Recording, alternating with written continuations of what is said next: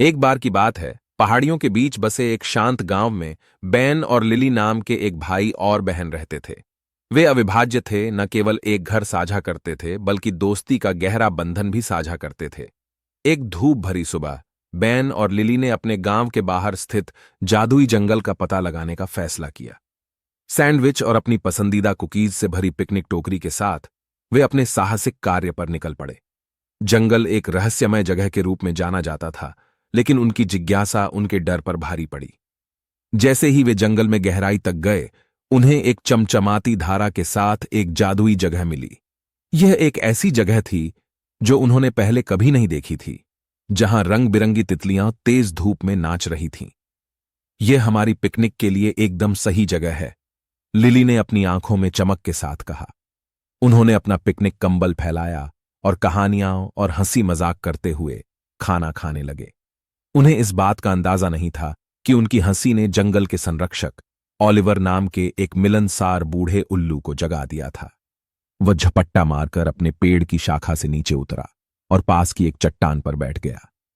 Hello युवाओं, Oliver ने चिल्लाकर कहा। बेन और लिली आश्चर्य से उछल पड़े, लेकिन जल्दी ही उन्हें एहसास हुआ कि उल्लू को कोई नुकसान नहीं पहुंचाना था। आप कौन हैं? बेन ने पूछा। उसकी आंखें आश्चर्य से चौड़ी हो गईं। बुद्धिमान उल्लू ने उत्तर दिया, मैं ओलिवर हूं, इस जादुई जंगल का संरक्षक। आप दोनों के बीच एक विशेष बंधन है और भाई बहन का इतना मजबूत प्यार मिलना दुर्लभ है। मैं आपको एक उपहार देना चाहता हूं। बेन और लिली ने एक दूसरे पर हैरानी भरी निगाहें डालीं। किस तरह की भेंट? लिली ने पूछताछ की।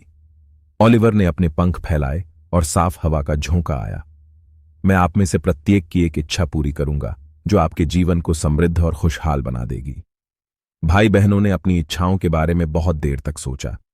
बेन किसी भी संगीत वाद्य यंत्र को बजाने की क्षमता चाहता था, क्योंकि उसने हमेशा संगीतकार बनने का सपना देखा था।